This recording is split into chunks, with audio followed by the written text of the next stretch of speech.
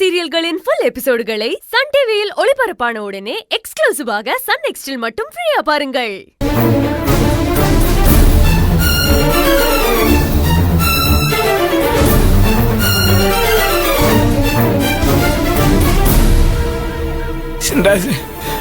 மாமா நம்ம குடும்பத்துக்கு இவ்வளவு பெரிய துரோகத்தை பண்ணுவாரு சுத்தமா நினைச்சு கூட பாக்கலையா?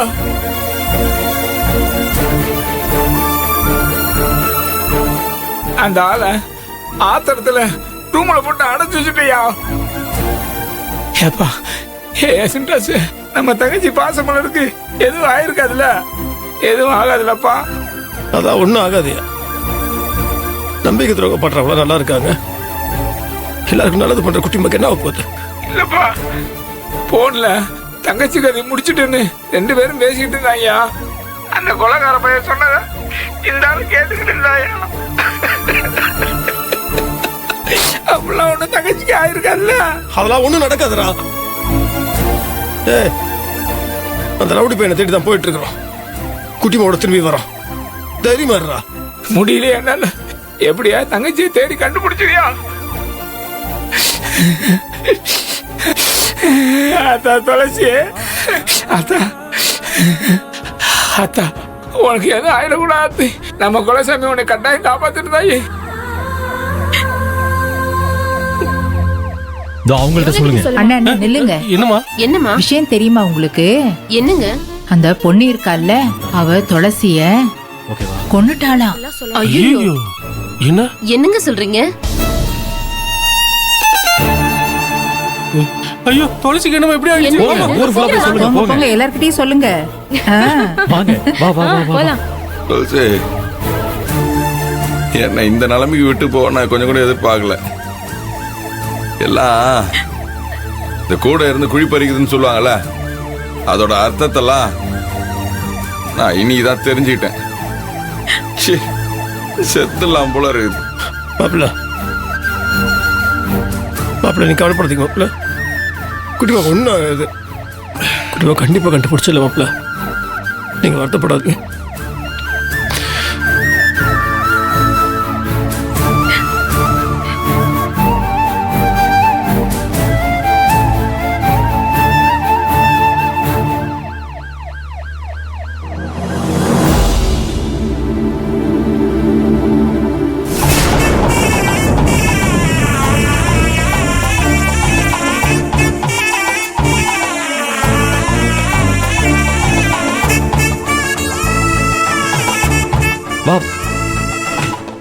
பாத்தீங்களா, எல்லா பக்கமும் போஸ்ட் அடிச்சு ஒட்ட ஆரம்பிச்சிட்டாங்க. அங்க கூட இருக்கு பாருங்க.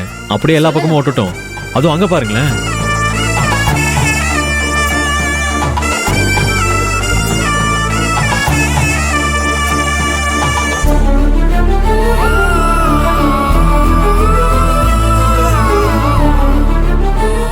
லோகநாயகியம்மா, இதுக்கு தானே ஆசைப்பட்டீங்க? பார்த்து சந்தோஷப்படுங்க.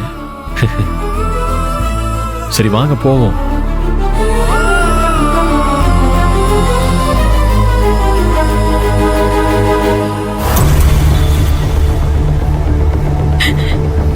சார் சார் இப்போ என்ன சார் பண்றது?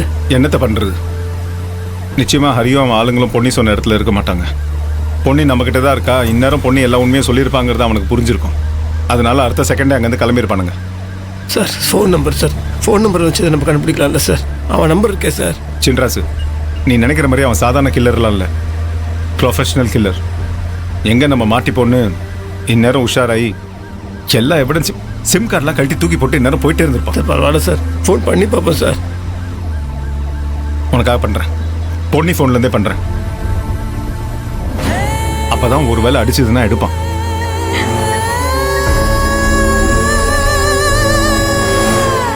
This number is currently switched off. Please try again later. நான் தான் சொன்னேன்ல, ஸ்விட்ச் ஆஃப்னு வருது. முத்தையா அவனுக்கு ஃபோன் பண்ணி சொன்ன உடனே அடுத்த நிமிஷம் சிம் கார்டெலாம் கழட்டி தூக்கி போட்டு அவனும் அவன் ஆளுங்களும் அடுத்த நிமிஷம் அங்கேருந்து போயிருப்பாங்க. அதனால அந்த நம்பரை வச்சுலாம் அவனை பிடிக்க முடியாது. வேற என்ன பண்றதுன்னு தெரியலையே. நான் என் பொண்டாட்டிய பார்த்தே ஆகணும்.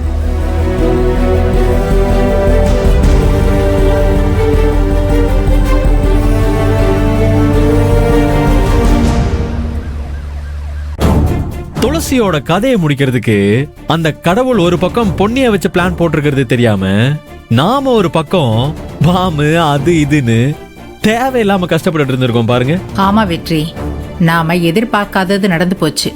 ஆனா மனசுக்கு ரொம்ப சந்தோஷமா இருக்கு. அம்மா, சந்தோஷம்னா ஒரு சந்தோஷம் இல்ல, டபுள் சந்தோஷம்.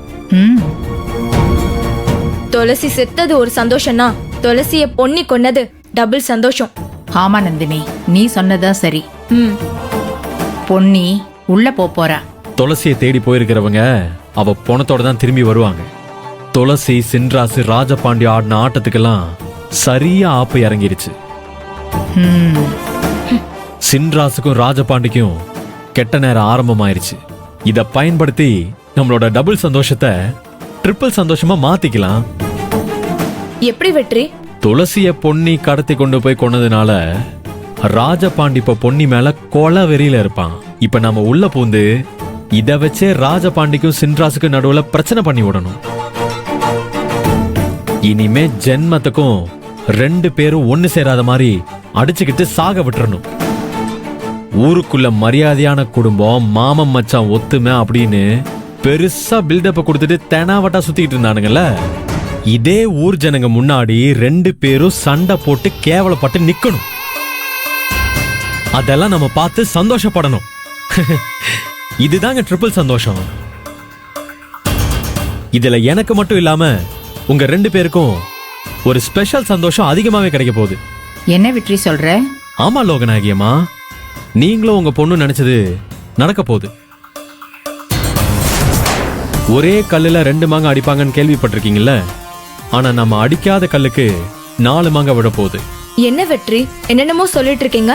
ஆமா நந்தினி, துளசி செத்து போன துக்கம் தாங்க முடியாம அந்த ராஜபாண்டி கொஞ்ச நாளைக்கு குடிச்சிட்டு அலப்பற பண்ணிட்டு தெரியுமா.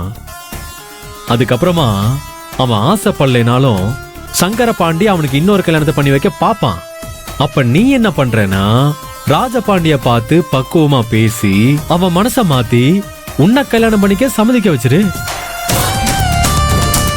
துளசி இருந்ததுனால்தான் அவன் உன்னை வேணா வேணான்னு சொல்லிட்டு இருந்தான்.